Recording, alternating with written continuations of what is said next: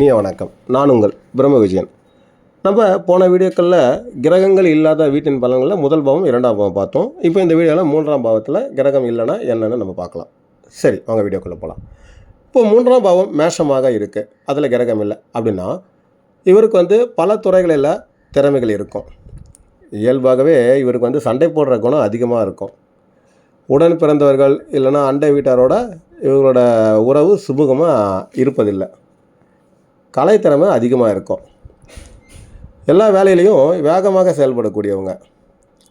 செவ்வாய் பலவீனமாக இருந்ததுன்னா பொறுப்பு இல்லாதவங்களாக இருப்பாங்க. சண்டை மீது அதிக விருப்பமுடையவங்களாக இருப்பாங்க. பயணத்தின் போது காயம் ஏற்படவும் வாய்ப்பு அதிகமாக இருக்கும். செவ்வாய் பலமாக இருந்தார்னா உடற்பயிற்சியில் மிகுந்த ஆர்வமுடையவர். உடலை கட்டுக்கோப்பாக வச்சுருப்பார். தைரியம் அதிகமாக இருக்கும்.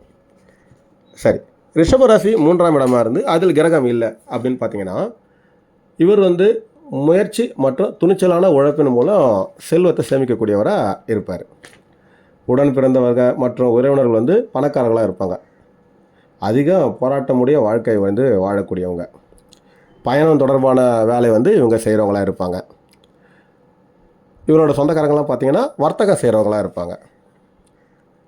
சரி, மிதுனம் மூன்றாம் இடம் இருந்து அதில் கிரகம் இல்லை அப்படின்னா இவங்க சரளமான பேச்சுலையாக இருப்பாங்க. துணிச்சல் அதிகமாக இருக்கும். பேச்சில் புத்திசாலித்தனமும் நிறைஞ்சிருக்கும். புதன் இந்த வீட்டோட அதிபதி 5ஆம் வீட்டில் இருந்தாருன்னா கலைத்திறனால் இவர் மேன்மை அடையவராக இருப்பார். புதன் இருக்கிற வீட்டு சம்பந்தமாக இவருக்கு போராட்டமும் அதிகமாக இருக்கும். புதன் திசையில் தகவல் தொடர்பு சம்பந்தமாக இவருக்கு லாபம் கிடைக்கும். சரிங்களா? சரி, அடுத்து கடகராசி மூன்றாம் வீடாக இருந்து இதில் கிரகம் இல்லை அப்படின்னா உடன் பிறந்தவர்களிடம் உணர்ச்சி பூர்வமாக இவர் தொடர்பு வச்சிருப்பார். பயணங்களில் மன அமைதியை தேடுறவங்க இவங்க. வீட்டில் சமைப்பதையோ அல்லது தானே சமைச்சு உண்பையோ தான் இவங்க விரும்புவாங்க. அதே மாதிரி சிம்ம ராசிக்காரங்க பார்த்திங்கன்னா அதான் சிம்மம் மூன்றாம் வீடாக இருந்து அதில் கிரகம் இல்லை அப்படின்னா வெளி தொடர்புகள் மூலமாக ஆக்கப்பூர்வமான செயல்களை செய்ய விரும்புவாங்க. அதே மாதிரி கோட்டை, காடு, கோயில், மிக உயர்ந்த இடத்திற்கெல்லாம் செல்கிறத ரொம்ப அக்கறை காட்டுவாங்க. புதன் சிம்மத்திலேயோ அல்லது சூரிய நட்சத்திரத்திலேயோ இருந்தாருன்னா மூல பிரச்சனை இவருக்கு ஏற்கும். உடன் பிறந்தவர்கள் இவரை விட உயரமாகவும் இருப்பாங்க, வசதி வாய்ப்போடும் இருப்பாங்க. சூரிய தசாவில் இவர்களுக்கு பிரச்சனைகள் அல்லது மோதல் ஏற்பட நிறைய வாய்ப்புகள் அதிகம். இவருக்கு கடின உழைப்பு தான் இவரோட அந்தஸ்தை எப்பவுமே உயர்த்தி காட்டுறவங்களாக இருப்பாங்க. சரி, கன்னிராசி மூணாம் இடமாக இருந்து அதில் கிரகம் இல்லை அப்படின்னா இவருக்கு வலது கையில் பிரச்சனைகளே இருக்கும். உடன் பிறந்தவங்க பார்த்திங்கன்னா அடிக்கடி நோய்வாய்ப்படுவாங்க. உறவினர்களோட மிகவும் மென்மையாக இவங்க இருக்கிறவங்க. அதே போல் டென்ஷனும் அதிகமாக இருக்கும். இவரோட வார்த்தைகளே மற்றவங்கிட்ட இவர் மேலே இப்போ ஒரு பகையை உருவாக்கிடும். புதன் சம்மந்தம் பெற்றதுன்னா புத்திசாலித்தனமாக அந்த பிரச்சனையை சமாளிக்கவும் செய்வார்.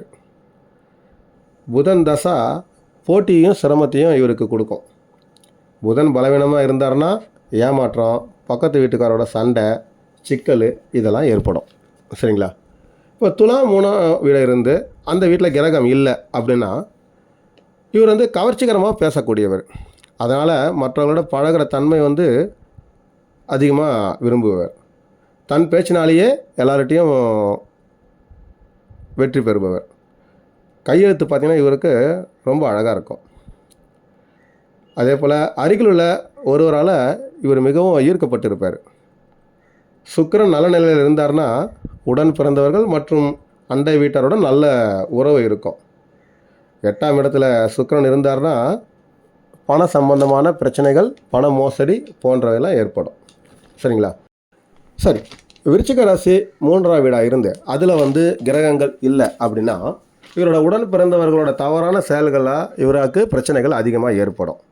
ரகசியமான இடங்கள் மற்றும் போகவே முடியாத கடினமான இடங்கள்லாம் போகிறதுக்கு இவர் ஆசைப்படுவார். செவ்வாய் பலவீனமாக இருந்ததுன்னா மோசம் செய்கிறவராக இருப்பார். உடன் பிறந்தவர்கள் மற்றும் அண்டை வீட்டாரோட மோசமான உறவு தான் இவருக்கு இருக்கும். நல்ல உறவு இருக்காது. அதே போல் பார்த்திங்கன்னா கூட இருக்கவங்களே இவருக்கு வந்து கெட்டு போகிறதுக்கான சதி செயலாம் செய்கிறவங்களாம் இருப்பாங்க. சரிங்களா? அடுத்து தனுசு ராசி 3ஆம் வீடாக இருந்து அதில் கிரகங்கள் இல்லைன்னா என்ன பலன் அப்படி பார்த்தீங்கன்னா, சின்ன சின்ன யாத்திரைகள்லாம் போய் வரக்கூடியவங்களாக இருப்பாங்க. ஆன்மீக நாட்டம் அதிகமாக இருக்கும். உடன் பிறந்தவர்கள்லாம் இவருக்கு வந்து நல்ல வழிகாட்டுறவங்களாக இருப்பாங்க. மத சம்பந்தமாக பேசக்கூடியவராக இருப்பார். குரு 9ல் இருந்தார்னா மூத்த சகோதரர்களை வாழ்வில் பிரச்சனைகளை ஏற்படக்கூடியவராக இருப்பார். அடுத்து மகரம் 3ஆம் வீடாக இருந்து அதில் கிரகம் இல்லை அப்படின்னா எல்லார் இடத்துலையும் கடுமையாக பேசக்கூடியவர். அதே போல் பார்த்திங்கன்னா வேலை செய்யும் இடத்துலையும் போராட்டங்கள் அதிகமாக நிறைஞ்சிருக்கும். தொழில் செய்கிறவங்களுக்கு பார்த்திங்கன்னா சவால்கள் அதிகமாக காணப்படும். அடிக்கடி வேலையில் பிரச்சனை, வேலை மாற்றம் இதெல்லாம் ஏற்படும். சனி நல்ல நிலையில் இருந்தார்னா இவரோட முயற்சி மூலமே அனைத்திலும் லாபம் அடைவார். சனி கெட்டு போயிருந்தாருன்னா எந்த தொழிலையும் சட்ட சிக்கல் ஏற்படும். அதே மாதிரி இவரோட தவறோ இல்லை மற்றவர்களோட தவறோ இவர் சிறைக்கு போக வேண்டிய வாய்ப்புகளும் இங்கே அதிகமாக இருக்கும். சரி, கும்பம் 3ஆம் வீடாக இருந்து அதில் கிரகம் இல்லை அப்படின்னு பார்த்தீங்கன்னா உடன் பிறந்தவர்கள அதிக ஆதாயம், நல்ல உறவு இதெல்லாம் இருக்குது.